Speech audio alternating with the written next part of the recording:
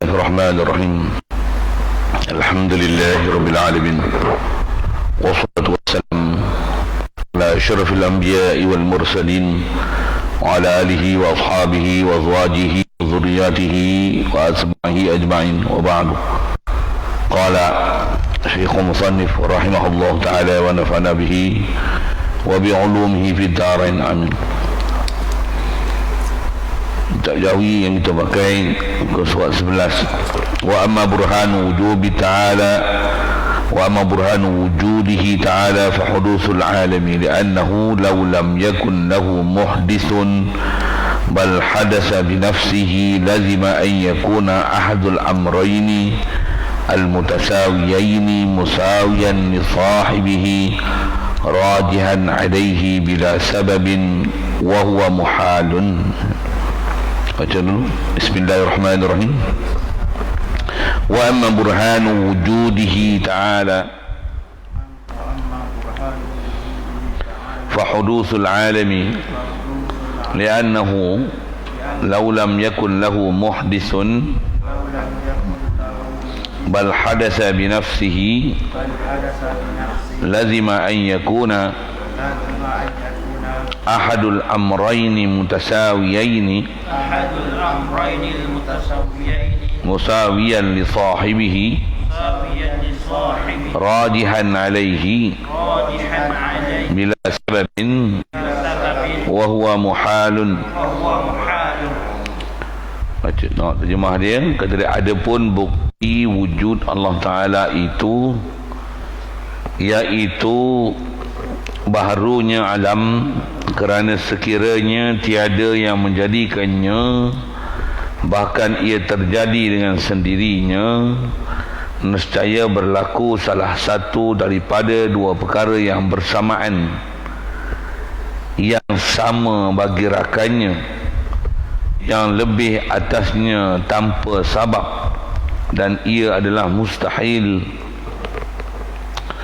Hadirin sekalian, syukur kita Allah Subhanahu Wa Taala limpah kurnia dia, masih memberikan kelangsungan hayat kepada kita. Alhamdulillah, dapat kita Islam. Alhamdulillah, diberi kita boleh taat, jauhkan maksiat. Alhamdulillah, diberi kita minat untuk terus nak belajar, memahami, mengenali Allah Ta'ala. Alhamdulillah, dibukakan pintu hati kita untuk sentiasa berada dalam redha dia. Alhamdulillah, Alhamdulillah diberi kesihatan, kelapangan masa, keupayaan. Boleh insya-Allah kita nak manfaatkan pertemuan dengan hari ini, meneruskan bacaan daripada kitab Matan Ummul Barahin. Sekalian, kita nak sambung ni, nak mula masuk pada isi kitab yang nama kitab ini diberi, kitab Matan Ummul Barahin, kitab ibu. Dia teras, dia adalah umbi, pokok, usul bagi segala burhan, segala dalil-dalil. Jadi bab kita nak bicara ni, setelah dihitungkan dan disenaraikan kepada kita dengan pembahagian-pembahagian yang kita dah bicara, ada nafsiyah dia, salbiyah dia, ma'aninya, ma'anawiyahnya, sifat wajibnya, sifat mustahilnya, sifat harusnya. Maka dia nak masuk ke dalam bab yang istilahnya dipanggil bab burhan. Burhan ni apa? Yang ni kena kenal dan faham sikit. Burhan ni bahasa mudah terjemah kita dalil.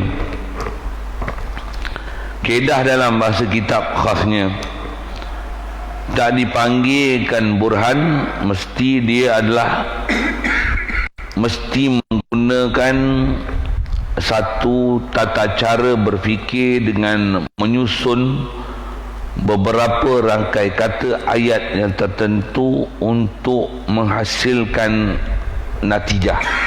Itu ayat dia, burhan ni. Terjemah selalu disebut dalil kan. Dalil ni pun kadang orang tak faham.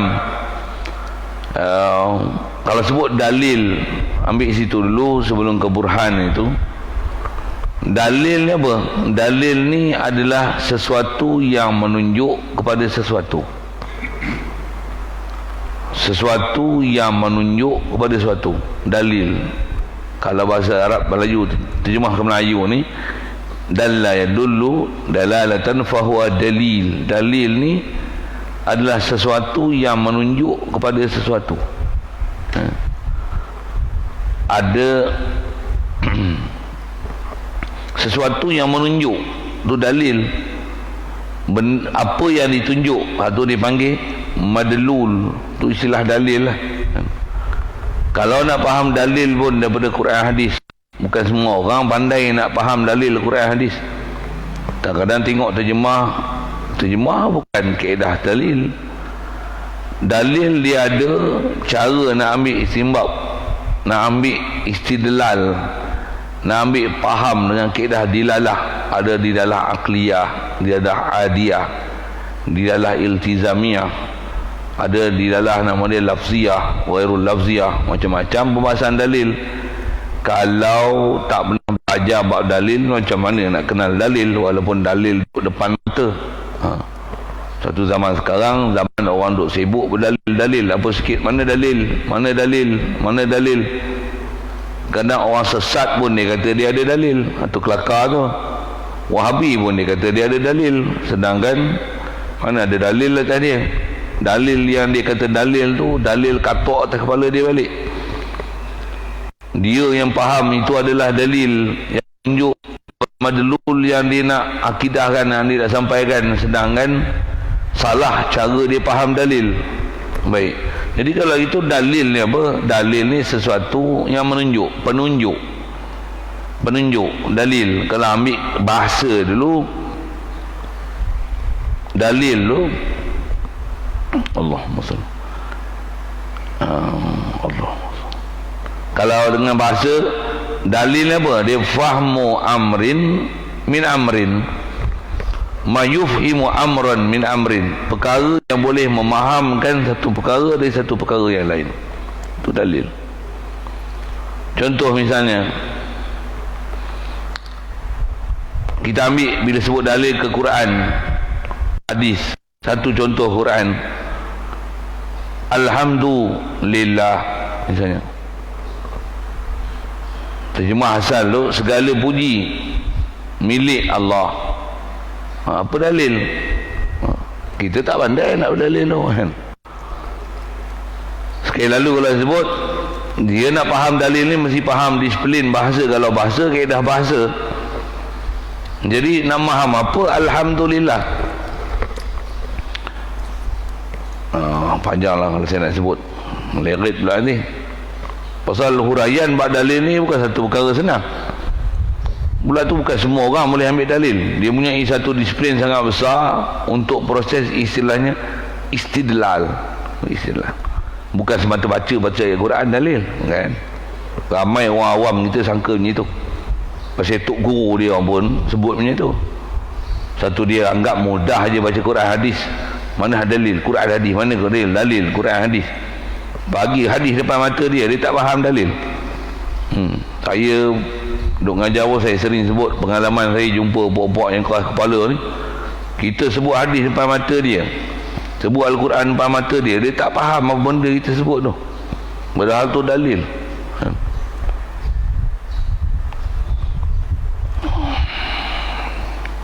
Saya ambil mudah aja untuk faham dalil. Khasnya dalil kita sebut ni, dalil puak-puak yang sesat dia kata tu dalil. Dalil Allah atas arasy, apa dia? Ar-Rahman 'alal 'arsy istawa. Dia kata tu dalil Allah atas arasy. Tak betul. Itu bukan dalil, bukan dalil atas arasy. Dalil tu dalil istiwa 'alal 'arsy, bukan Allah atas arasy. Ar-Rahman 'alal 'arsy istawa, dia istawa 'alal 'arsy, bukan Allah 'alal 'arsy istawa. Ar-Rahman 'alal 'arsy istawa. Atau seumpama lafaznya itu, ada beberapa lafaz. Allahumma shalli ala sayyidina Muhammad. Ta'alu 'alal 'arsy tu di atas istawa, bukan Ar-Rahman 'alal 'arsy. Kalau Ar-Rahman alal arsh pun, walaupun kaedah bahasa boleh menunjukkan satu dalil, tapi kaedah akal melawani, menyanggah dalil tu. Tu saya kata panjang lah nak sebut. Sebut sekali lalu tak faham tu yang bengap, diam. Lebih baik daripada cakap tapi menunjukkan dia lagi bengap, lagi bodoh. Syarah tu menunjukkan lagi bodoh daripada dia diam. Ar-Rahman alal arsh istawa. Fokus kita pada alal arsh tu, yang dia faham atas arah tu. Apa yang atas arah tu? Istawa alal arsh. Bukan Allah atas arsh, bukan Ar-Rahman alal arsh. Ar-Rahman alal arsh istawa alal arsh tu takluk pada istawa. Tak faham? Macam mana nak faham? Huruf jar pun tak kerti. Huruf jar nak faham bukan semata-mata tengok ala di atas arsh, di atas arsh. Ya Allah di atas arsh. Bukan faham macam tu. Kaedah dilalah Arab banyak benda kena faham. Bila huruf jar dia tak boleh menunjuk atas makna dia sendiri. Dia mesti menunjuk di atas bantuan satu kalimah lain, antaranya tempat dia bertakluk. Setiap huruf jar mesti ada tempat takluk. Ar-Rahman alal arsh. Alal arsh tu nak takluk kat mana? Kalau yang tu pun tak boleh jawab, macam mana nak bahas dalil? Baik, saya nak sebut tu dalil apa? Itu dalil Quran. Dalil Quran dia kena mengaji suku. Kitab ini dia adalah kitab ringkasan daripada Quran dan hadis. Bahkan nak dalil daripada Quran dan hadis, dia bukan satu perkara senang, pasal makan masa yang sangat panjang untuk mempunyai kebolehan untuk memahamkan didalah yang ada dalam Quran dan hadis. Bahkan ada dalil Quran hadis kena faham dia punya muhkam, dia mutabih, maksus, muqayyad, mujmal, mufassal, macam-macam, nasih, mansukh. Mesti faham semua disiplin-disiplin ilmu untuk membahaskan hukum hakam, baru boleh nak faham dilalah yang ada pada lafaz dalam Quran, dalam hadis. Kalau tidak, tu saya kata nampaknya cerdik sebut dalil, punya lagi sebut dalil lagi nampak bodoh. Satu saya ngaji tutup guru yang bila faham prinsip-prinsip ni, kalau ada lah buat yang bodoh tu, bahasa mudah gitu, sebut ayat Quran situ sebagai dalil dia bukan takjub dengan ayat Quran yang disebut sebagai dalil tu, bahkan lagi dia tampornya, nak tampornya dia apa? Sesat cara dia berdalil. Pasal dia bukan ahli istidlal. Dia faham dalil pun dengan terjemah. Itu bukan kaedah istidlal. Baik. Jadi kita nak belajar dengan kitab kita ni yang nama Ummul Barahin ni, kita bukan nak belajar dalil memaham Quran hadis, yang lafaz Quran hadis, kan? Pasal disiplin nak memaham Quran hadis ni besar pelajaran dia. Berlaku ketat. Baik, disiplin dia dah ajar kat kita mengenal Allah Ta'ala ni macam mana dia dah isyarat awal kitab kita belajar dulu. Apa dia? Dia kata fayajibu ala kulli mukallafin ay musyara'an ay ya'rifa ma yajibu lillahi ta'ala wa ma yastahilu wa ma yajuzu.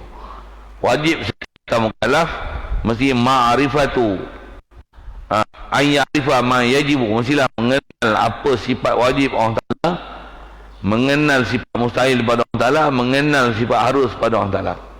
Dan dia ada bicara bahawa akal, kita ada bicara sekali lalu, antara alat yang dipakai untuk mengenal Allah Ta'ala adalah akal. Jadi burhan dia lah satu kaedah dalil menggunakan akal. Akal anugerah besar Allah Ta'ala bagi kita. Akal adalah sebab untuk kita mengenal Allah Ta'ala. Apatah lagi kaedah nak mengenal Allah Ta'ala ni, nak ambil semua parti Quran dan hadis, mengenal Allah Ta'ala ni dengan menggunakan akal. Ni akal yang menyebabkan lebihnya kita manusia daripada binatang.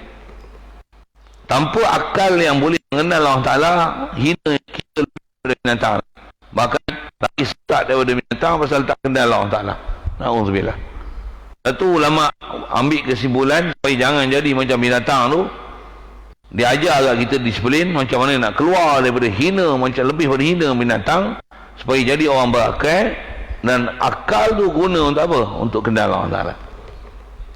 Dan untuk mengenal Allah Ta'ala ni, disiplin istilahnya dipanggil burhan. Kaedah pendalilan ni dipanggil burhan. Jadi burhan ni khas untuk nama dalil menggunakan akal. Jadi yang saya nak sebut dia panjang. Saya sebut huruf jar mesti ada sebab taluk. Wa aujiban ta'liqa hal fil jarri wa dharfi bil fi'li wa shibhi yajri siwal madhi wal la'ala laula wal faq wal kafi fi ra'yin khilaf al aula. Kena ingat syair-syair satu-satu, kaedah-kaedah bahasa dalam bahasa Arab. Kalau syair tu pun tak mesti dengar, macam mana nak bahas? Huruf jar tu, wa aujiban ta'liqa harfil jarri, perwajibkan ta'alluq huruf jar. Huruf jar pun tak kena. Ta'alluq huruf jar pun tak faham. Apa dia ta'alluq? Muta'allaq dia macam mana? Ta'alluq am ke ta'alluq khas? Apa dia lah tu? Tak boleh faham tu. Dia kata balik lah, tak boleh sembang dengan kau, badan jadi sesat. Okey, jadi saya tak panjang lah ke sana. Panjang umur belajar, tambah duduk pondok memang kena mengaji tu. Itulah benda-benda yang Tuan Guru dan para ulama kita ajar. Baik, yang kita nak belajar ni bukan nak ambil kaedah faham daripada lafaz Quran hadis yang saya sebut dengan kaedah nama dalil tadi, yang ada macam-macam ilmu nak bahas itu. Tapi dia ajar kita nak mengenal Allah Ta'ala menggunakan dalil akal. Dan dalil akal ni pun bukan semata-mata ambil akal semata-mata, bahkan dia dalil akal yang Allah sendiri tunjuk dalam Quran bagaimana nak memahamkan dan mengenali Allah Ta'ala, mentauhidkan Allah Ta'ala dengan menggunakan akal. Bahkan Allah Ta'ala memuji orang-orang yang berakal. Begitu banyak lafaz dalam Quran Allah Ta'ala sebut dan puji pada orang-orang yang berakal. Bahkan menghina, mencerca sesiapa yang akal yang ada diguna, dia tak mau gunakan tu untuk menjana dia dan disiplinkan dengan cara berfikir yang betul untuk mentauhidkan Allah Ta'ala. Berapa banyak yang Quran sebut, inna fi dzalika laayatin liqaumin ya'qilun liqaumin yatafakkarun qaumin yafqahun ulil albab ulil nuha. Banyak dalam Quran, banyak sangat. Tak nak ambil pengajaran dalam Quran. Allah Ta'ala kata afala yatadabbaruna al-Qur'ana am ala qulubin aqfaluha. Jadi nak cerita apa? Cerita tu semua kaedah berfikir. Dah tu ulama ajar kat kita untuk mengenal Allah Ta'ala ni menggunakan akal. Bukan maksudnya nak mengedepikan Quran dan hadis, bukan. Tapi menyambut panggilan Allah Ta'ala, suruhan Allah Ta'ala yang menganjurkan kita supaya jadi orang yang berakal. Dengar elok-elok ayat tu. Yang ni kalau bapak Wahabi dia bengap, kita sebut macam lain, dia faham macam lain. Kata dia sikit-sikit pakai akal, sikit-sikit pakai akal. Betul tak pakai akal, nak pakai apa? Pakai kepala lutut. Pakai buntut. Macam tu lah bahasa kasarnya kan. Akal lah pakai. Cuma ramai rata-ratanya dia pakai akal semata-mata akal, dan dia tak faham pun disiplin akal tu macam mana. Kaedah burhan ni dia nak mengajar satu prinsip. Kalau kita belajar kita, tutup guru kita sebut macam ni, apa dia? Sejalan kita nak ma'rifah Allah, nak kenal Allah, sifat wajib, sifat mustahil, sifat harus ni sedarai dah diberi. Kaedah kita nak mengenal ni memang paling mudah dan alat yang paling sempurna ada kat kita, dah siap. Dia tak payah mengaji, cuma susun lagi betul aja. Apa dia? Akal lah. Nak mengaji dalil, saya nak tanya gini, tahu nahu, tahu surah, tahu balaghah, tahu ilmu istiqaq,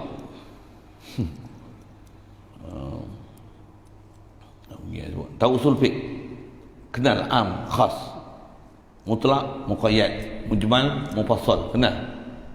Nasikh, mansukh, hafal. Mana satu? Mutawatir, aziz, mufrad, mursal, sahih, hasan, kenal. Menggelabak tanya gitu, baru tahu nampak cerdik. Untuk apa alat yang ada kat kita? Akal lah. Satu ulama kita mengajar kita untuk mengenal Allah Ta'ala ni, dia bukan mengajar kita untuk kita pandai ambil dalil pada Quran, bukan? Bukan semua orang ahli untuk faham Quran. Bahkan orang bukan ahli dengan Quran dan hadis boleh jadi sesat.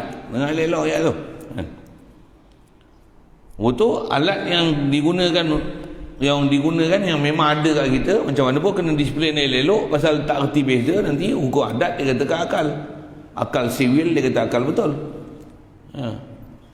Yang tu yang akal kita perlu pimpinan. Dan pimpinan tu macam mana? Ni ulama nak pimpin kat kita dengan disiplin apa yang ada, memang bernatijah dia mengenal Allah Ta'ala.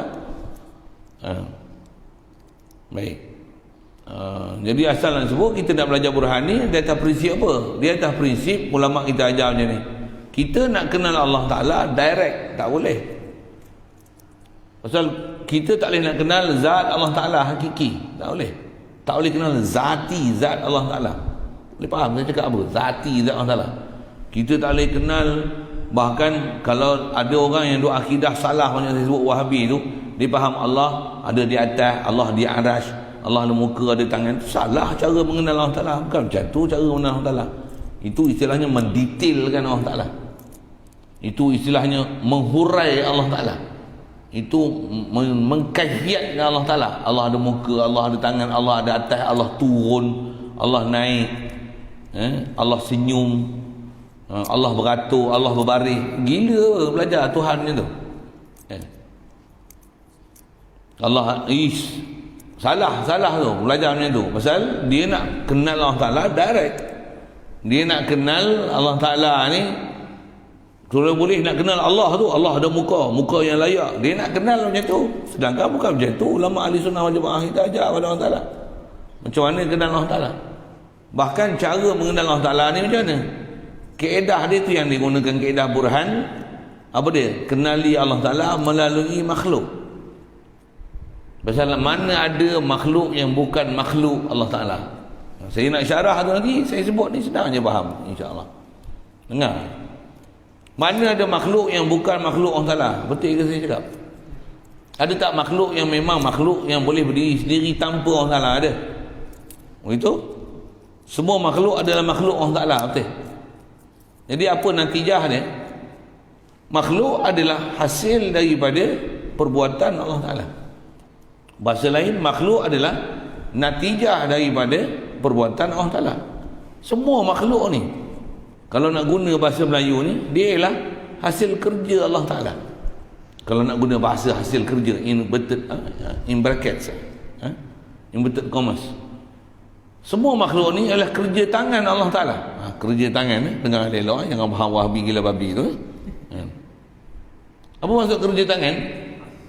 Dia ialah hasil daripada perbuatan Allah Ta'ala. Mana ada makhluk yang bukan ciptaan Allah Ta'ala? Jadi ulama mengajar kita kaedah burhan ni, kaedah menggunakan akal, yang bila makhluk ni dah pastinya adalah tak boleh berdiri sendiri. Makhluk ni mustahil wujud sendiri. Mesti dibuktikan sejelas-jelasnya bahawasanya memang makhluk ni adalah natijah daripada perbuatan Allah Ta'ala. Makhluk ni adalah istilahnya asar Allah Ta'ala. Apa asar? Hasil setelah Allah Ta'ala dia buat makhluk, apa yang terjadi ni, inilah hasil mahsul perbuatan Allah Ta'ala kepada makhluk dia. Bila sebut makhluk ni, ada makhluk dia, makhluk rupa manusia, ada haiwan, ada tumbuhan, ada makhluk tak bernyawa. Itu sebut yang kita boleh nampak. Ada yang tak nampak, ada jin, ada malaikat, ada arash, kursi, Lauh Mahfuz, ada alam yang tak nampak kat kita. Semua tu alam makhluk, masih ciptaan Allah Ta'ala. Allah memang kita tak nampak, tapi walaupun dia ghaib, dia bukan macam ghaibnya malaikat. Malaikat ghaib lah. Allah ghaib tak sama martabat ghaib Allah Ta'ala dengan malaikat. Ghaib Allah wajibul wujud, ghaib malaikat jaizul wujud. Panjang tu kalau saya syarah tu. Cukup saya sebut sekali lalu tu, asal nak sebut makhluk, nak ambil dia kaedah burhan ni apa? Makhluk adalah natijah daripada perbuatan Allah Ta'ala. Jangan tak telan hak tu. Jangan tak telan. Makhluk ni ialah asar daripada af'al Allah Ta'ala. Pasal Allah bila dia buat sesuatu, bila dia buat, tentulah akan ada hasil apa dia buat. Jadi makhluk ni hasil mahsul daripada perbuatan Allah Ta'ala. Ini faham tak tu? Kan tak faham. Cuma kita ni walaupun memang satu keputusan kita boleh dapat makhluk ni hasil mahsul pada Allah Ta'ala, Allah Ta'ala di atas kebijaksanaan dia yang dia buat sesuatu tu, daripada sesuatu yang dia buat dengan tu kita mengenal sabab, yang tu kot istilahnya. Terganggu kita untuk boleh mengenal Allah Ta'ala dengan lihat makhluk, bahkan kat diri sendiri pun kadang-kadang kita tak kenal Allah kerana tertutupnya kita dengan sabab, tertutupnya kita dengan proses adat. Tertutup, faham? Tertutup ni dia bukan bodoh gitu kan, tapi menang proses adat dan kebiasaan hingga kalah hukum akal. Dahaga cari apa? Bila minum air rasa apa? Memanglah minum air rasa air lah. Rasa penghilang dahaga tu rasa ke air ke rasa ke Allah? Ikhlas jawab. Jangan munafik itu. Tipu nama orang kan? Duk berasa ke air ke duk berasa ke Allah? Berasa ke air belum beriman. Kasar sikit ayat tu. Itu baru kenal hukum adat, baru proses kenal. Kalau tak minum air, duk berasa ke air, jatuh hati ke air, duk cari air, bergantung hati ke air, itu macam orang kafir punya itikad sama. Orang kafir pun macam tu. Lapar, orang kafir cari apa? Lapar, orang kafir cari apa? Kita kalau lapar cari apa? Orang lapar, orang kafir makan kenyang. Kita pun makan kenyang. Orang kafir dia seronok lah dapat makan. Orang kita orang Islam pun seronok lah dapat makan. Sama je orang kafir. Soal, di mana jadi berimannya kita? Tak kenal aku akal. Itu tak ada iman namanya. Itu belum arif dengan Allah Ta'ala. Belum faham disiplin ilmu tauhid. Belum faham la ilaha illallah. Belum faham inna ilahakum la wahid. Belum faham makhluk ni lah asar daripada perbuatan Allah Ta'ala. Bahkan duk faham makhluk adalah asar makhluk. Ini kacau ni. Siapa nampak sihat je, makan kuat, makan tidur lah ni, PKP. Contoh kan, umur apa sekarang 80, nampak macam 40, makan ulaman. Oh, dia situ, dia jatuh hati situ. Tak pergi jatuh hati ke Allah yang beri sihat itu. Alhamdulillah. Payah dalam duk sebut pun hati tak jatuh lagi ke Allah Ta'ala. Boleh faham saya cakap apa? Asal saya nak buat apa? Inilah yang ulama kita ajar di awal kitab tu. Wajib kita kenal hukum akal, wajib mustahil harus. Yang bila sebut wajib mustahil harus ni ialah hukum akal, dan kena faham ada wajib mustahil harus yang hukum adat. Ada. Makan kenyang itu hukum adat. Minum air hilang dahaga hukum adat, bukan hukum akal. Hukum akal. Minum air mesti ada penghilang dahaga, tapi penghilang dahaga bukan air. Yang menghilangkan dahaga Allah. Itu hukum akal. Itu burhan. Itulah burhan. Adapun dahaga minum air hilang dahaga, itu bukan burhan. Itu hukum adat. Itu hukum adi, itu irtibatul adi. Burhan ni dia hukum akal yang tak boleh dapat disanggah, yang memang keputusan dia memang jitu. Ayat pertama, ayat kedua, ayat ketiga kita susun nanti, dia akan dapat menatijahkan satu keputusan yang tak ada siapa boleh sanggah keputusan dia, disebabkan terlalu jitu ayat pertama, ayat kedua. Hubung kait pertama kedua tu menghasilkan satu natijah. Natijah tu satu yang sangat berharga dan mahal, pasal dia adalah hukum akal. Dan hukum akal tu pula dengan ulama pimpin kita belajar burhan ini, mengajar kita macam mana nak tauhid dengan Allah Ta'ala, macam mana supaya arif Allah Ta'ala, macam mana boleh Allah sentiasa dirujuk, Allah sentiasa diingat, Allah sentiasa apa-apa kita buat mustahil Allah Ta'ala boleh dilupa. Bahasa dia macam tu. Mereka dapat tauhid sampai macam tu tuan. Kita belum lagi. Kita ni baru duduk belajar, macam mana nak ingat Allah Ta'ala? Susahnya. Demo macam mana? Mereka ni terlalu ingat Allah Ta'ala sampai Macam mana boleh lupa ke Allah Ta'ala sedangkan kita pun datang daripada Allah Ta'ala? Dan beza tengok apa saya cakap tu. Itu pun saya cakap je, saya pun belum capai tahap tu. Tapi saya belajar tutup guru ajar macam mana nak capai tahap tu. Cuma bukan senang lah nak capai tahap tu. Berapa banyak latihan yang perlu kita buat. Istiqamah, kena jaga bermacam-macam perkara untuk supaya tak tertutup pandangan mata hati kita mengenal Allah Ta'ala yang Maha Esa.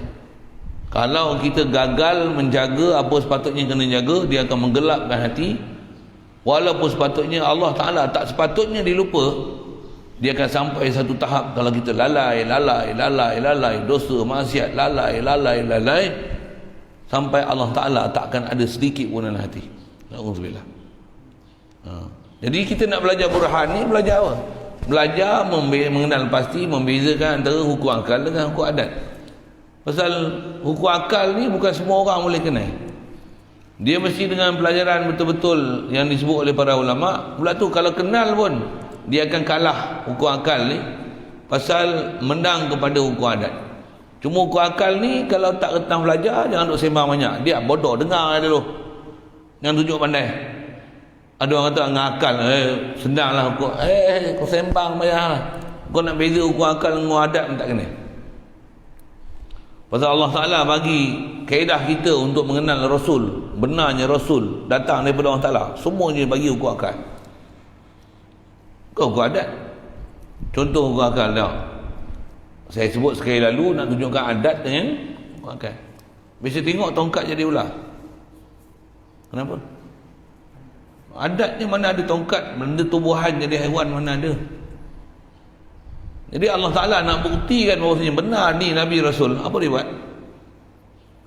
Dia bagi tongkat jadi ular. Nak menunjukkan apa? Yang nak menjadikan tumbuhan kepada haiwan ni, adat tak boleh, tapi akal akan membenarkan boleh berlaku. Dan sebenarnya duk proses berlaku harian ni berlaku, cuma dia melalui sebab dan masa. Barulah tumbuhan boleh jadi haiwan. Soal, betul ke tumbuhan boleh jadi haiwan? Penuh ni. Tak berakai tak berakai. Ada tumbuhan boleh jadi haiwan. Bulat dalam buah. Kan? Tumbuhan boleh jadi haiwan. Mesti tengok. Terus directly tumbuhan jadi haiwan memang tak bisa tengok. Malaikat mujizat macam Nabi Musa. Tapi berapa banyak proses yang berlaku tumbuhan jadi haiwan. Kita pun boleh jadi kita ni, antara faktor yang jadikan kita tumbuhan. Kita jadi daripada apa? Air mani. Air mani main mana? Makanan. Antara mada kita makan apa? Tumbuhan. Betul tak? Tumbuhan jadi haiwan. Tumbuhan jadi manusia. Tumbuhan jadi manusia. Sebut macam tu terbeliak biji mata. Tapi bila bagi hurai, betul ke? Ya. Yang tu yang kata ada hukum adat yang menggagalkan kita mengenal Tuhan yang Maha Esa. Pasal hukum adat ni kita dah terbiasa. Pula tu berulang kali depan mata. Sehingga ada benda yang kita akan memustahilkan dia nanti. Berapa ramai orang tak boleh terima hakikat kita minum ni bukan air yang menghilangkan dahaga, tapi Allah hilangkan dahaga. Berapa ramai orang boleh terima akidah macam tu?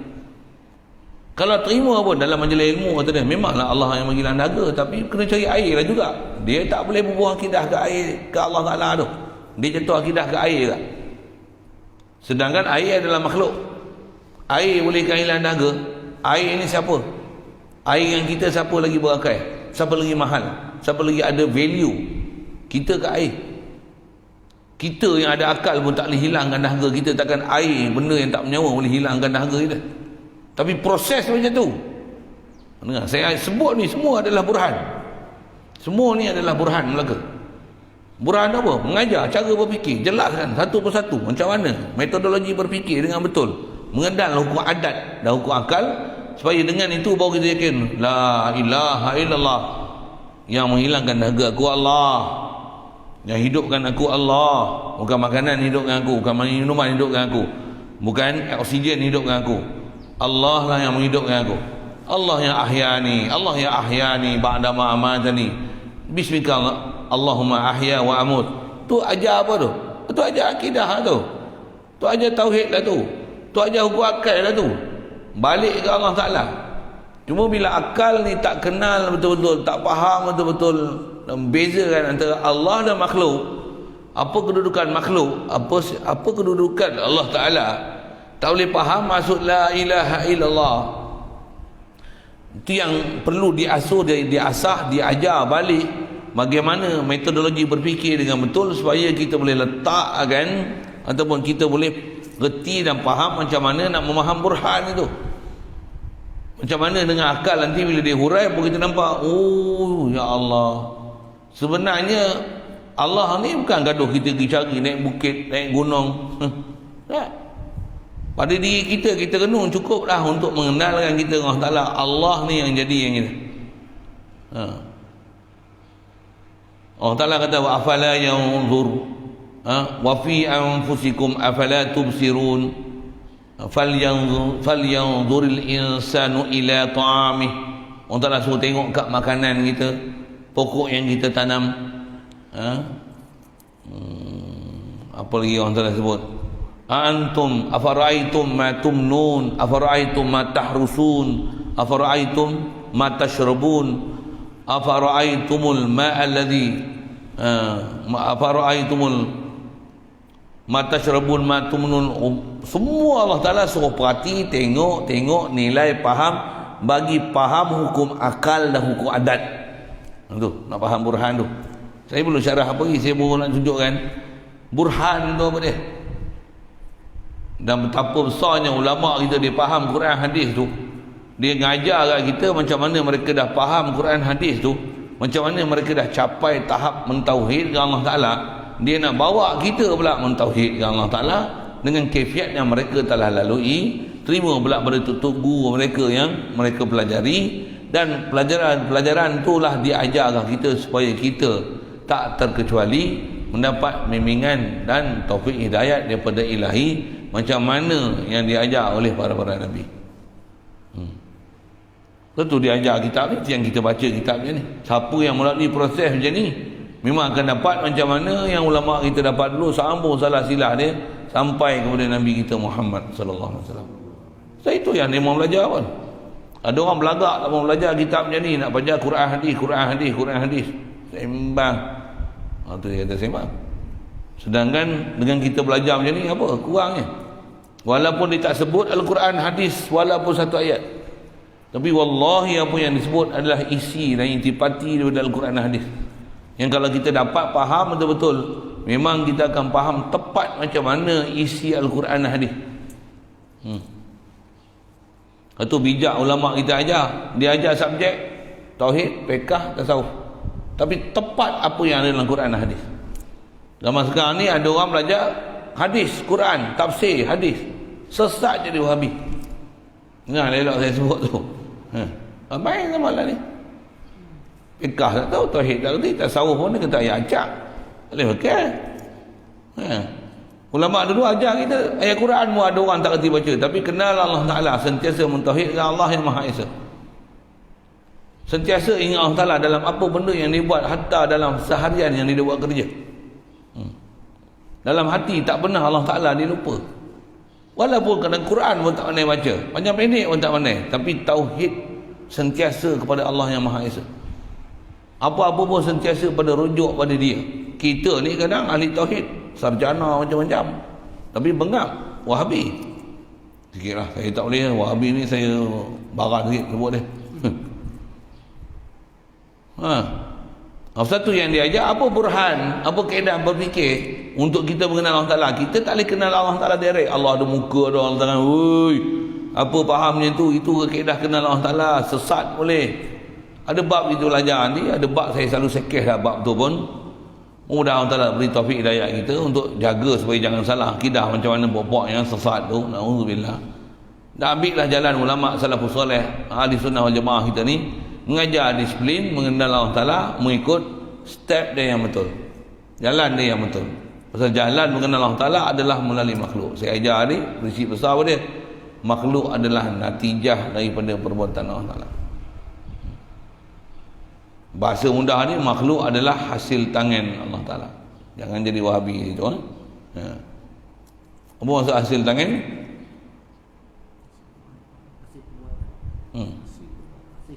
Hasil mahsul, hasil kerja, hasil perbuatan Allah.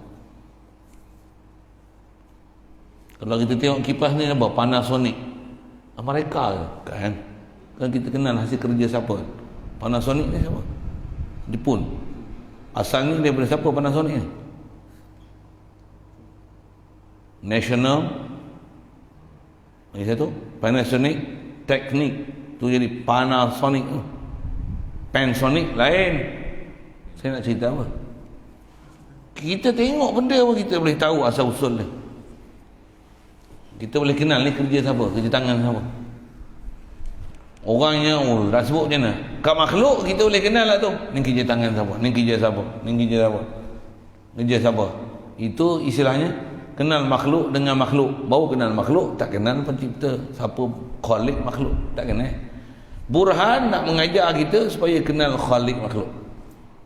Jadi supaya kita bukan berhukum dengan hukum adat, tapi berhukum dengan hukum akal. Kita kalau tengok adik kita, siapa jadi tua ni, siapa? Umur banyak dah. Tak kita. Siapa jadi tua? Mana ada boleh jadi tua? Allah yang menyebabkan jadi tua. Zaman ni adat yang menggelapkan kita daripada boleh memandang siapa Allah Ta'ala. Ya Allah lah yang mengubah kita, bukan makhluk ubah kita, bukan masa mengubah kita. Satu orang ahli tauhid ni, dia hati dia dengan Allah Ta'ala sentiasa. Boleh jadi makhluk yang memang betul-betul makhluk berhubung sungguh dengan khalik makhluk. Kalau kita tak belajar tauhid, walaupun duk sujud pada Allah Ta'ala, hati tak ada hubungan dengan khalik makhluk. Na'udzubillah. Yang tu yang kita banyak kena renung ni. Betul, kalau kata orang betul lah. Kalau itu betul, macam mana kau nak keluar daripada kemelut itu? Tak ada lain, kaedah dia mesti faham hak ni. Apa dia? Mesti faham kaedah burhan. Okey, tengok dia sebut. Adapun burhan, ada Allah Ta'ala, baru nak faham ada je. Apa dia? Fahudusul alam, iaitulah baharu alam. Saya pernah sebut istilah baharu itu. Apa baharu ni? Baharu ni satu istilah ulama pakai terjemah, ambil bahasa Arab hudus tu dengan mana? Sesuatu yang asal tak ada kemudian diadakan. Itu baharu. Semua makhluk adalah baharu. Itu dalil Allah ada. Kita tengok pokok ni, dulu bukan ada pokok. Masjid ni bukan ada masjid dulu. Kita dulu bukan ada kita dulu. Tengok macam tu, itu boleh ada macam mana? Itulah dalil Allah Ta'ala ada. Jadi ada Allah Ta'ala, la ilaha illallah, la mawjud illallah. Tak ada yang ada ni melainkan Allah. Pasal apa? Aku ni pun boleh ada pasal Allah yang mengadakan aku. Allah lah sebenarnya wajib ada, aku harus ada. Tauhid tu. Istilah arif tu ilmu arifin billah tu. La ilaha illallah, antara makna dia la mawjuda illallah, tiada yang ada melainkan Allah. Apa maksudnya? Aku pun tak ada, yang ada Allah. Apa maksudnya aku pun tak ada melainkan Allah? Aku ni pun boleh ada ni, Allah yang bagi ada. Allah memang ada, wajib ada, sedia ada. Memang dia mesti ada. Pasal aku ni kena ada. Dia yang mengadakan aku. Aku tak boleh mengadakan apa-apa. Aku pun bukan mengadakan diri aku. Aku tak boleh mengadakan apa-apa. Setitis air pun aku tak boleh mengadakan. Semua ni Allah yang adakan. Jadi aku ni mendalilkan adanya Allah Ta'ala. Tu hudus alam. Itulah hudus alam. Kita duk apa hudus alam, paudusul alam. Apa dia hudus alam? Bahasa terjemah baharu, ambil CP apa dia? Semua makhluk adalah baharu. Walaupun dah umur berjuta-juta tahun. Baharu bukan dengan mana lama, bukan. Baharu dengan mana asal tiada, Allah yang ada. Sesuatu yang berasal daripada tiada, itu nama dia baharu. Siapa baharu? Makhluk. Semua makhluk adalah baharu. Alhamdulillah. Yang tu dah faham pun, dah faham tauhid? Belum. Tauhid ni sampai nampak dengan mata hati. Terang lagi bersuduh. Allah yang ada aku. Alhamdulillah. Allah bagi hidup aku, alhamdulillah. Allah bagi melihat aku, alhamdulillah. Allah bagi mendengar aku, alhamdulillah. Allah bagi iman aku, alhamdulillah.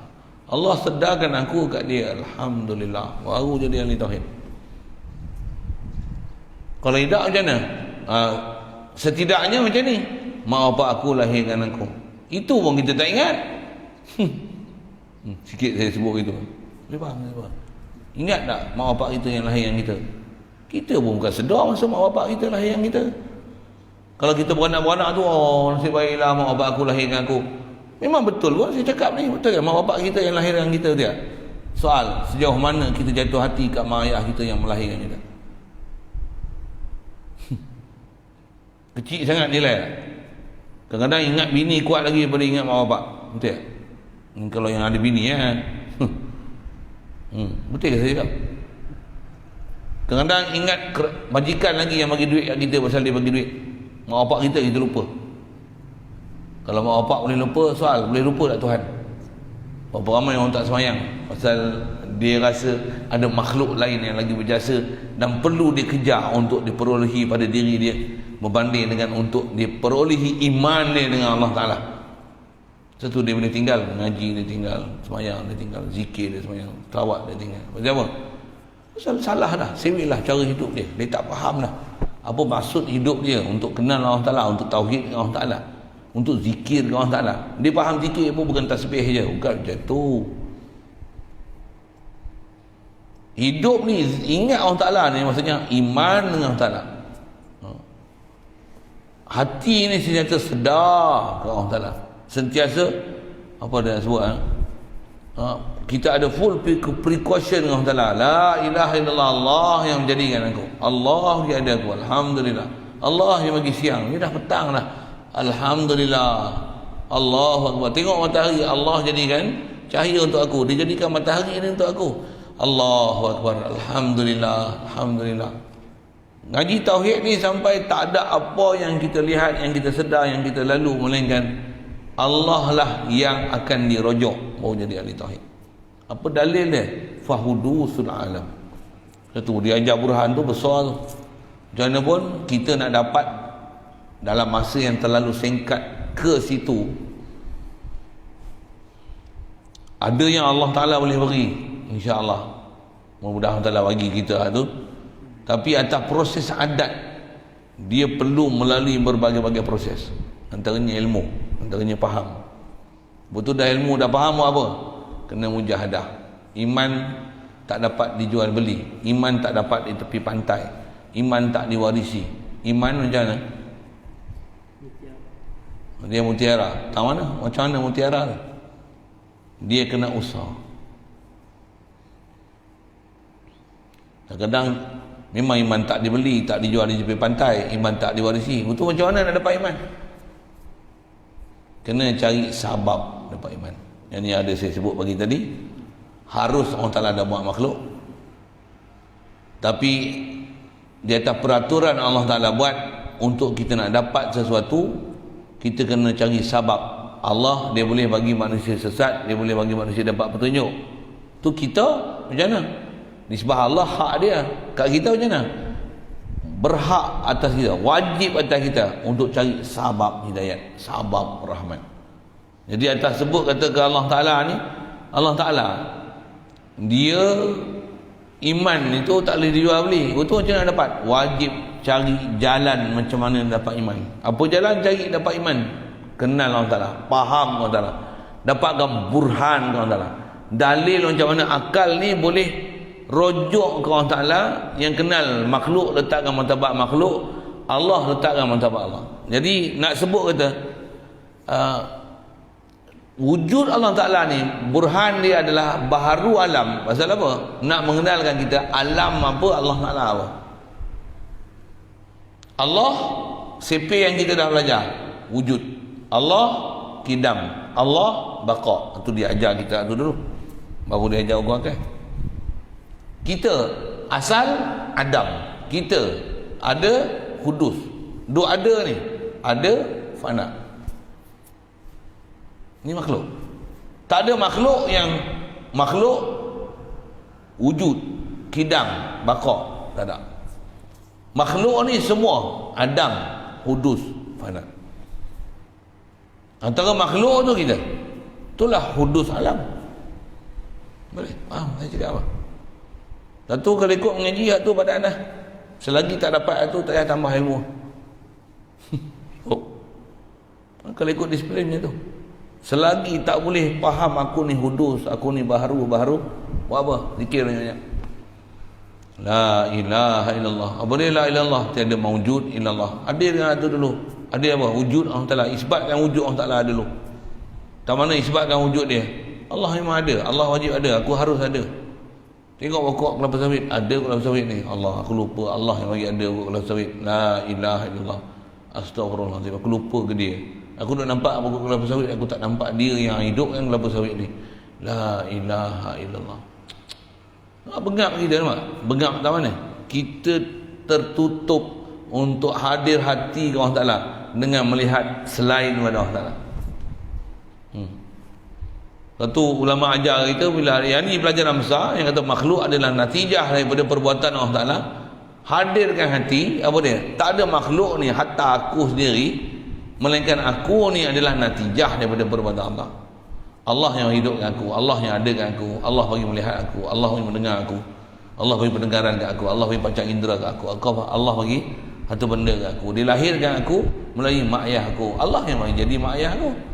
Mak ayah kita pun bukan buat kita, dia sebab untuk ada kita, yang bagi ada kita Allah. Tapi oleh kerana lahir kita melalui mak ayah kita, ada tanggungjawab kita dengan mak ayah kita. Ada pula orang besar dengan kita, mak menakan ke, pak menakan ke, mak betul ke, bapak betul ke, mak angkat ke, mak susu ke, bapak susu ke, betul, majikan ke, suami ke, adik-beradik ke. Ada hubungan dengan makhluk yang kita kena jaga pasal ni sabab musabab yang menyebabkan meneruskan keberadaan kita atas muka bumi ni.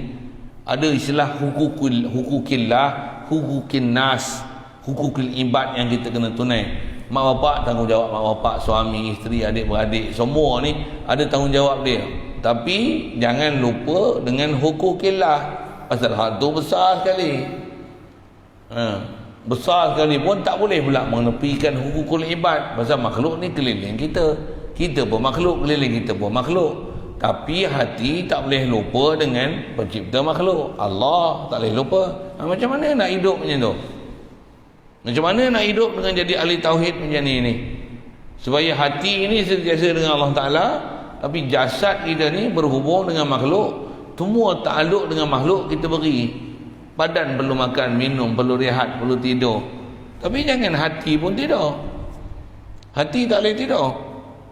Hati kena sentiasa sedar ke Allah Ta'ala, tauhid ke Allah Ta'ala. Kalau hati pun tidur, jasad pun tidur, bahkan jasad tak tidur, hati tidur. Oh, kacau. Kaedah kita biar hati tak tidur, walaupun jasad tidur, hati tak tidur. Macam mana nak dapat macam tu? Perlu latihan.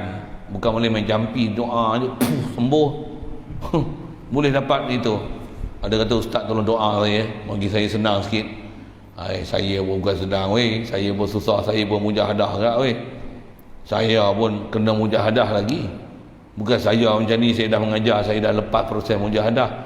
Lagi kena mengajar, lagi kena capai apa sepatutnya kena capai, lagi besar mujahadah yang kita kena buat. Dan mujahadah tu jalan dia apa? Zikir. Memang zikir antaranya. Hujung kitab nanti kita jumpa, dia habis kita burhan semua. Last sekali dia kata apa? Wa yang bagi lil aqil ay yuksiru min zikriha mustahdiran limahtawas alaihi minal ajaibi wal asrari, apa macam tu disebut belakang. Apa dia? Orang yang ada akal, orang nak jadi arif dengan Allah Ta'ala, tak dapat tidak, kata dia perbanyakkan zikir la ilaha illallah. Takkan nak tunggu hujung kitab baru nak zikir. Hujung awal-awal dah sebut dah sebab zikir ni. Jadi cari jalanlah zikir. Ramadan pun tak lama dah ni. Boleh jadi masa tu untuk jadi habuan kita untuk banyakkan zikir. Sekarang pun boleh zikir dah, tapi pasal apa? Nanti di zikir makan, zikir minum, zikir ni. Ramadan tak ada zikir makan minum. Tukar zikir tu pada fikir, pada siapa yang bagi makan dan minum, siapa yang bagi kekuatan kat kita, yang walaupun kita puasa nanti masih lagi boleh hidup, walaupun tak makan hidup lagi. Selalu tak makan teratur, berlepar lah, menggeletar lah, contoh lah. Tapi bila puasa walaupun tak makan, sihat lagi, yakinlah Allah yang bagi kita sihat, bukan makanan bagi kita sihat. La ilaha illallah, rujuklah ke Allah Ta'ala. Itu latihan untuk guru kita ajar bulan puasa. Tapi kita puasa tak dapat latihan betul-betul untuk guru, macam mana? Puasa yang tak menatijahkan apa hasil mahsul. Puasa la'alakum tattaqun, tak jadi orang takwa. Pasal kita tak lalu proses, macam mana proses untuk jadi orang takwa. InsyaAllah kita bulan puasa ni punya umur, kita duduk sini, kita akan lalu dengan sistem macam tu, InsyaAllah. Saya dekat umur yang ada ni, kekuatan yang Allah Ta'ala beri, peluang umur yang ada, panggil pula main duduk sini, kita manfaatkan sungguh-sungguh, InsyaAllah. Ini pun selalu tak sebut kan, kita bulan puasa pun ada orang dah bagi sumbangan dah untuk bulan puasa, Alhamdulillah. Cuma berapa yang ada tu kita pun tak tahu nak jangka berapa orang nak datang. Tapi persediaan tu, itulah, kalau ada nak bagi sumbangan tu, pasal duk ada tu, kita duk bejek, kalau katalah ada 50 orang, 60 orang untuk kita duduk sini, berkampung di sini bulan puasa. Allahumma salli ala sayyidina. Makan minum tu boh lah kan, seorang RM3 sehari kan. Kalau 150 sekali makan RM3. Kalau sehari boh lah, dengan sahur apa, oreng boh pi lah gitu lah, RM6. Jadi 5 kali 6 300, sehari RM300 boh ber angka gitulah kan. Jadi kalau sehari 300, sebulan ada 30 hari, 3 9,000 boh je angka macam tu kan, bejek. Lepas tu 3,000 ni ada orang dah bagi 2,000, ketui bagi. Jadi ada 7,000 peluang. Siapa nak infak Ramadan, nak bank in tu boleh, nak bagi khas Zayabak. Tapi maklum kan, kalau Ramadan untuk infak Ramadan, untuk Ramadan punya program, sikitlah ke sana. Jadi untuk Ramadan tu satu hal, mengaji ni satu hal. Yang tu saya dah sebut tu, saya ke sana sikit, sorry. Kalau yang memang nak bagi untuk buat bangunan pondok kita pun ada yang terdiri, modal pun dah boleh agak berapa. Sudah ada 8 pintu baru dah buat tu. Satu pintu tu kalau dengan kira upah apa semua tu 10,000 agak satu pintu. Jadi kalau pondok Kelamin tu dia macam 4 buah tu. Jadi satu pondok Kelamin lebih kurang 40,000 agak. Dengan upah apa tu pun, upah tu banyak dia berkhidmat pun kan. Kalau kira betul-betul tu, ada kawan saya memang kontraktor besar, tukar balak lah, main tengok kata dia, kalau besi pun kurang-kurang, kalau projek kerjaan teratur lah, kalau 8 pintu tu kata dia mau 240,000 kata. Lenggak kepala kan, 240,000. Kalau kayu 4 pintu tu 200,000. Itu kalau buat sendiri. Kalau lalu kok kerajaan ni mau biji tu mau 300,000 dah. Mau pula kerajaan lain kata dia. Sikitlah saya sebut ni. Ini tak ada kerajaan ni, semua tewean aja. Jadi kalau pondok Kelamin tu 40,000. Jadi kalau orang duk tanya, ni berapa belanja nak duduk sini, macam mana nak join, selalu saya tak bisa sebut, nak sebut pilih lebih kurang. Kalau memang nak duduk tu pun, kalau untuk Ramadan mungkin tempat kita pun tak ada nak siapkan sepenuhnya. Yang ada pun mungkin lelaki yang memang ada, yang perempuan yang ada lah, yang sedia. Yang tak ada tu panjang umur kemudian lah. Kalau ada yang memang nak berkampung sini, kalau nak cepat kena keluar belanja sendiri, model kita boleh bagi, tanah pun insya-Allah ada. Nak upah orang buat tu tak jaya, nanti ambil barang nak upah berapa, bayar ni baru tahu. Esok saya silap pun 60,000. Iya, kan saya sebut, dengan bahan besi pun naik, simen naik, kayu naik, semua naik apa nak sebut ni. Kalau nak buat ni, kalau nak tunggu memang pondok ada, nak tumpang isi ni, borang orang isi banyak. Maksudnya permintaan banyak. Tu pun nak masuk, saya kena tengok dulu, memang nak mengaji ke, memang saja nak buang masa sini ke, kasar lagi lah. Dan keutamaan kita belajar. Dan khas-khasnya ada kenalan-kenalan yang khasnya budak-budak yang lepas SPM apa, yang apa pun demo pun duk peksa lah ni. Saya pun ada budak-budak pondok yang duk sedia pondok tu, yang lepas PM ni lah yang banyak kata nak mai sini bulan puasa. Wawarkan banyak untuk pelajar macam ni. Pasal yang pelajar lain dia duduk sekolah kan. Jadi pelajar yang dah lepas sekolah ni, lepas peperiksaan ni, budak SPM, budak STAM, STP, memang sangat dianjurkan untuk mai sini, khasnya bulan puasa ni, untuk pelajaran seterusnya nanti, insya-Allah. Dan kalau boleh tambah, memang pelajar saya yang saya duk panggil ni dalam 15 Syakban ni, sebelum puasa dah ada sini ya, untuk membiasakan dengan kawasan supaya duduk sini dah boleh meneruskan hari pertama Ramadan tu dengan penuh cabaran, insya-Allah. Supaya nak biasa.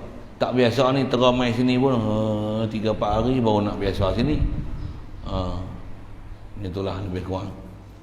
Itu sikit saya dah sebut elan tu. Alang-alang saya sebut sekali, selalu tak bisa sebut. Ni sebut biar tu. Cuma nak jamin siap cepat apa tu, kita bukan robot, boleh kilang satu cok kelepok bubuh bangunan seketul kan gitu kan. Ada ilmu panggil Aladin ngawi buat rumah seketul, berapa pong jadi itu. Senang itu, susun gitulah, macam beli rumah letak gitu kan. Gambar boleh lah lukis. Nak buat tu makan masa ya. Jadi yang tu sikit elan ke sana. Ni kita nak belajar ni, yang tu sikit proses Ramadan. Nak belajar apa? Nak faham burhan wujud Allah Ta'ala. Makhluk, jangan lupa sepi tu. Makhluk natijah perbuatan Allah Ta'ala. Sepi besar sangat. Makhluk ni hasil daripada perbuatan Allah. Tak ada makhluk boleh jadi sendiri, melainkan Allah yang bagi jadi. Adanya makhluk mendalilkan adanya dan wujudnya Allah. Dan Allah wajibul wujud. Aku ni dia yang bagi wujud. Martabat Allah tu wajib wujud, aku harus wujud. Allah wajibul wujud, aku jaizul wujud. Allah kidam wujud, aku hudusul wujud, aku baharu. Allah baqi, al-baqi wujud, kekal wujud dia. Aku ni fana wujud, wujud yang fana. Allah yang dia qaim bi nafsi, berdiri sendiri. Kita ni qaim billah, kita ni berdiri dengan Allah Ta'ala. Maksudnya kita hanya boleh ada dengan Allah yang beri kat kita. Makhluk sabab ni tenggelam dengan dia Azad. Kalau dah faham ni, insya-Allah makan pun ingat Allah. Siapa? Allah bagi hidup aku bukan makanan, tapi tak dapat tidak nak hidup kena makan. Bila makan tu hadirkan hati Allah yang bagi rezeki kat aku, Allah bagi sihat aku. Tu pun makan lajak lagi, mengantuk pula. Allah, ya Allah, aku lajak dah makan ni. Ampunkanlah aku. Makan banyak tapi kerja sikit, zikir sikit, pegang kitab sekejap lena. Pegang tasbih tidak. Hati tak pergi ke Allah Taala, banyak pergi ke makhluk, cita-cita hari-hari makhluk. Astagfirullahalazim, ya Allah ampunkanlah aku banyak lupa, aku banyak lalai denganmu. Nak baca Quran pun malah, baca zikir pun malah. Banyak kita kena muhasabah diri. Itulah nak berbetul diri. Nak berbetul diri, betulkan balik kita punya sistem perjalanan kita untuk menzahirkan keabdian dan keberhasilan kita pada Allah Taala. Tak dapat tidak, nanti yang kena ada zikir, ada selawat, ada ilmu-ilmu yang nak pergi ke arah sana. Kita duk belajar ni ilmu apa? Ilmu burhan. Ilmu supaya mencerahkan akal fikiran, supaya boleh mengenal Tuhan yang dia wajibul wujud, kita jaizul wujud. Itu ya, saya jatuh je. Saya bukan cerita banyak-banyak lagi kan. Cerita apa? Saya baru hurai dari sudut burhan apa tadi, beza dengan dalil sekali lalu itu. Fokus kita pada burhan. Nak burhan ke mana? Makhluk adalah natijah perbuatan Allah Ta'ala. Bukti memang Allah wujud ni apa dia? Bahru alam. Antara alam tu kita, aku ni bahru, apa dia? Aku tak boleh ada ni, melainkan Allah yang ada dengan aku. La ilaha illallah, la mawjuda illallah. Apa maksudnya? Allah wajib wujud. Aku ni, dia yang wujudkan. Aku ni jaizul wujud, aku mungkinul wujud. Aku ni apa? Kidamul wujud. Aku ni fana wujud. Aku ni qaim billah. Aku ni makhluk banyak. Allah wahid. Semua bergantung dengan Allah Ta'ala. La ilaha illallah, la wahid, la wahdaniyah illallah. Tu cara faham sekali lalu la ilaha illallah. Situ dulu belajar petang ni, belajar ambil faham sekali lalu burhan, sekali lalu dalil, panjang tu dalil burhan, dan proses nak burhan ni satu je sipir besar dia. Semua makhluk natijah daripada perbuatan Allah Ta'ala. Makhluk ni adalah asarullah. Makhluk ni hasil kerja Allah Ta'ala. Makhluk ni natijah daripada perbuatan Allah Ta'ala ke kita. Tak ada makhluk yang boleh berdiri sendiri. Semua makhluk berhajat ke Allah Ta'ala. Untuk apa yang nak dipikir? Tengok je aku ni Allah Ta'ala yang wujudkan. Allah wajib wujud, aku harus wujud. Allah wajib wujud, aku harus wujud. Zikir tu dulu hari-hari. Situ dulu. Banyak umur jumpa maghrib nanti insya-Allah. Soalan kalau ada sambung kita nanti. Dia kata dia nak bagi huraian tang mana yang kata makhluk ni dia baharu, alam ni baharu, Allah dia yang wajib wujud, kita ni mungkin wujud, bukan wajib wujud. Apa huraian dia? Nanti dia bagi burhan. Tapi apa, macam mana boleh bawa burhan tu saya dah sebut kan? Faham je tu insya-Allah. Ni sebenarnya faham isi Al-Quran dah ni. Soal mana?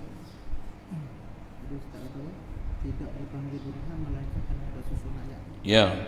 Tak dipanggil burhan melainkan dia sekurang-kurangnya masih ada 2 rangkai kata ayat disusun dengan kaedah tertentu untuk menghasilkan natijah. Tak dipanggil burhan melainkan masih sekurang-kurangnya ada 2 rangkai kata ayat yang disusun dengan kaedah tertentu untuk menghasilkan satu natijah. Dengan kaedah-kaedah yang tertentu untuk menghasilkan natijah daripada susunan rangkai kata ayat tersebut. Misalnya, alam ni baharu. Setiap yang baharu mesti ada yang membaharukan. Alam ni mesti ada yang membaharukan. Itu burhan tu. Alam ni berubah. Setiap yang berubah mesti ada yang mengubah. Alam ni mesti ada yang mengubahkan. Makhluk kena jadi. Makhluk tak boleh mengubah. Makhluk tak boleh mengubah. Makhluk adalah yang diubah. Semua cara susun dia dalam bentuk itu. Sekurang-kurang ada ayat pertama, ayat kedua. Daripada ayat pertama dan kedua tu akan susunkan natijah. Itu khas atas nama burhan ni.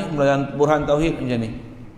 Sekali lalu kalau saya tunjuk burhan, kalau bab tauhid ni kita tak bisa belajar kerana jadi susah. Saya buat misal, arak ni haram. Pasal apa arak? Haram. Arak ni memabukkan. Setiap yang memabukkan haram. Arak ni haram. Tu burhan lah tu. Tu burhan lah tu. Tu cuma burhan tu dari sudut fiqh. Vaksin ni ada orang kena vaksin dapat penyakit. Ada orang tak vaksin pun sebuah penyakit. Maksud vaksin bukan wajib. Bahkan vaksin harus. Bahkan ada tempat vaksin jadi mudarat. Tengok saya cerita. Burhan lah tu. Burhan lah tu.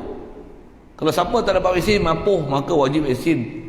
Pasal siapa tak dapat vaksin mati, maka ambil vaksin dengan hidup. Maka dengan ambil vaksin tu jadi hidup, maka wajib ambil vaksin. Boleh faham? Tapi berapa banyak orang duk positif tapi tak ambil vaksin, duk hidup pun, maka bukan wajib ambil vaksin. Bahkan ambil vaksinnya dia masalah macam-macam, maka harus vaksin. Bahkan ada yang kebanyakan, ada makhluk yang haram ambil vaksin pasal dengan vaksin tu jadi mudarat. Boleh faham? Saya ajar burhan lah tu. Burhan lah tu. Boleh faham? Saya sebut apa? Yang tutup guru kita, ulama kita sebut lepas tu orang tak payah lawan. Dia cakap betul. Dia cakap betul. Yang kata suci tak suci, masalah suci ke masalah apa? Suci satu hal wajib ke? Kata dia untuk mencegah ke kebuh penyakit dalam badan. Nanti urai ambil. Nanti saya tak berhenti, okey? Okey, jadi asal nak sebut tak dipanggil burhan melainkan sekurang-kurangnya ada 2 rangkai kata ayat yang disusun dengan tertentu untuk menghasilkan satu natijah. Bahasa mudah untuk faham ni, arak haram. Arak memabukkan. Setiap yang memabukkan haram. Natijah dia arak haram. Boleh. Daun ketum pun. Kalau daun ketum memabukkan, setiap memabukkan haram. Daun ketum haram. Kalau daun ketum tu tak memabukkan, daun ketum tak memabukkan. Setiap tak memabukkan harus, maka daun ketum harus. Itu kalau daun ketum ni yang jadi haram mabuk ni apa? Bila dia rebus pula tu makan dengan kelebihan tertentu. Dia panjang lah nak urai tu. Satu. Tapi ambil disiplin elok-elok lah. Nak faham macam mana? Nanti yang kita tak pandai yang tu yang kena tengok macam mana nak pergi pandai. Macam mana ulama kita ajar macam mana untuk pandai, untuk menggunakan kau payah berfikir dengan betul, tepat dengan kaedah tauhid dia, tepat dengan kaedah fiqh dia, baru boleh hidup betul dengan syariat. Hati balik kepada Allah yang dia adalah pembuat segala hakikat. Sekali lalu dia itulah bahasa dia. Jadi balik pada burhan ni dialah satu kaedah berfikir dengan menggunakan dua rangkai kata ayat yang disusun dengan cara tertentu untuk menghasilkan natijah. Sepanjang kitab kita nanti bab burhan ni, sama ada bab ketuhanan atau bab kerasulan, menggunakan format itu. Rasul mesti sidik. Kalau dia tak sidik, Allah Ta'ala bagi mukjizat, sedangkan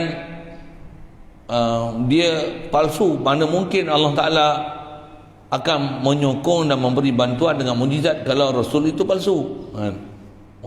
Semua dia akan ajar dengan kaedah rangkai kata ayat, susunan bentuk burhan macam tu. Ayat pertama, ayat kedua dah hasilkan natijah. Nak nampak rangkai kata tu memang disiplin dia hukum akal. Dan dia adalah ilmu khas dia pergi belajar situ. Dan rangkai kata tu pula mesti betul. Kalau rangkai kata tak betul lagi, tak betul lah. Rangkai kata tu hasil daripada natijah hukum akal. Natijah hukum akal. Ayat pertama ni hukum akal dia macam ni. Natijah kedua hukum akal dia macam ni. Baru boleh dapat keputusan yang betul. Tu pun betul lah. Dia tak semutlaknya boleh susun dengan akal. Ada disiplin. Ya. Kita belajar macam ni mudah-mudah, belajarlah disiplin mudah-mudah dulu. Bagi lagi saya sebut kamkif, mesti betul kamkif dia. Mana natijah ni salibah, ni qadiyah salibah, ni qadiyah mujabah, ni qadiyah syartiyah, kaedah mufassilah, ni mutasilah, ni kaedah istisnaiyah. Melepar gitu, apa gitu tak faham. Boleh aja. Saya ngaji tu guru sebut macam budak baru 2 bulan lahir, patutnya minum teh mak dia, tapi bagi makan nasi biryani. Mapuh itu sakit perut. Macam tu lah bahasa lah. Okey, Burhan.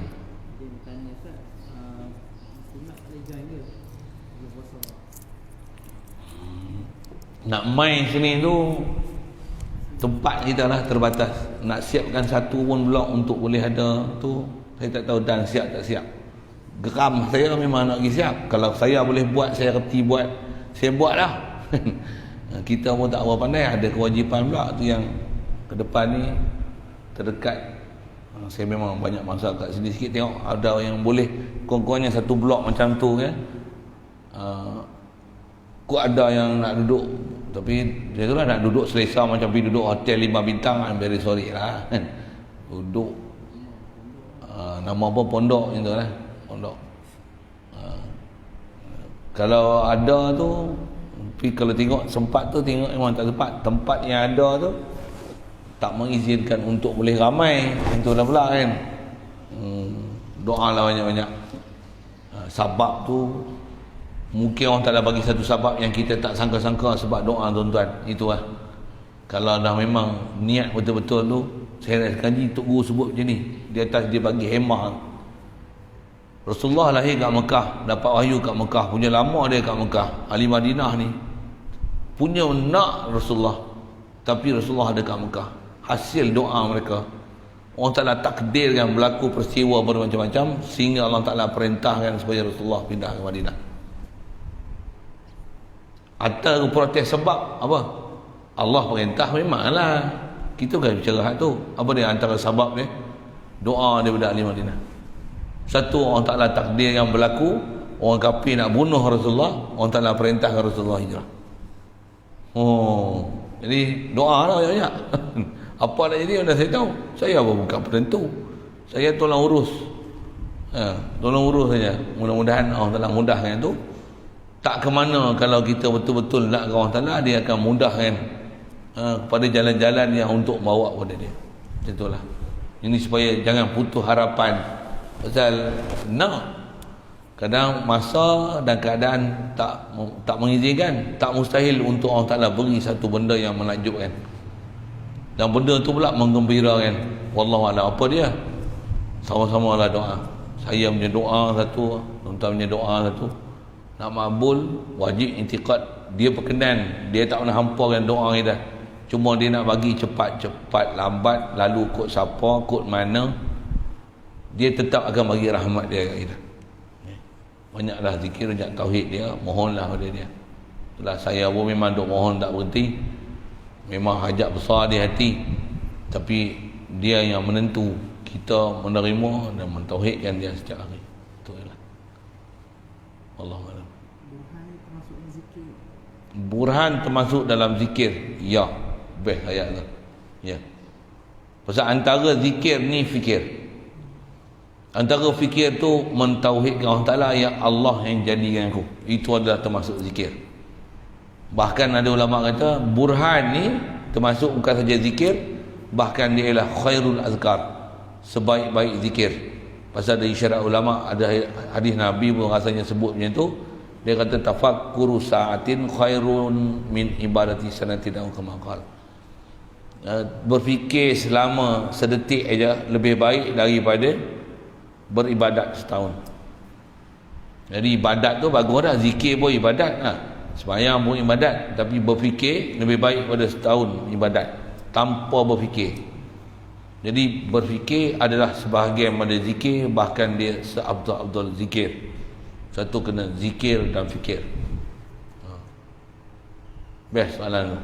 Jadi maksudnya kebolehan kita untuk boleh fikir makhluk ni baharu, Allah ni wajib ada, aku harus ada, Allah yang mengadakan aku, itu adalah zikir. Ya, betul. Best ayat tu. Itu adalah zikir. Antara zikir tu adalah boleh berfikir mengenal Allah Ta'ala, yang kita ni fakir. Itu. Bismillahirrahmanirrahim. Allahumma nawwir kulla mana min nur hidayatika kama nawwartal arda min nur syamsika wa lana abada bi rahmatika ya arhamar rahimin. Warzuqna fahman nabiyyin wa hifzal mursalin wa ilhamal malaikatil muqarrabin wa sallim tasliman ala jamil anbiya'i wal mursalin walhamdulillahi rabbil alamin. Allahumma salli afdala salatin ala asadi makhluqatika sayyidina Muhammadin wa ala alihi wa sahbihi wa sallim adada ma'lumatika wa midada kalimatika kullama dhakaraka dhakirun wa qabala an dhikrika al-ghafilun. Allahumma salli afdala salatin ala asadi makhluqatika sayyidina Muhammadin wa ala alihi wa sahbihi wa sallim adada ma'lumatika wa midada kalimatika kullama dhakaraka dhakirun wa qabala an dhikrika al-ghafilun. Allahumma salli afdala على أسد المخلوقات سيدنا محمد وعلى آله وصحبه وسلم عدد معلوماتك ومداد كلماتك كلما ذكرك الذاكرون وغفل عن ذكرك المغفلون.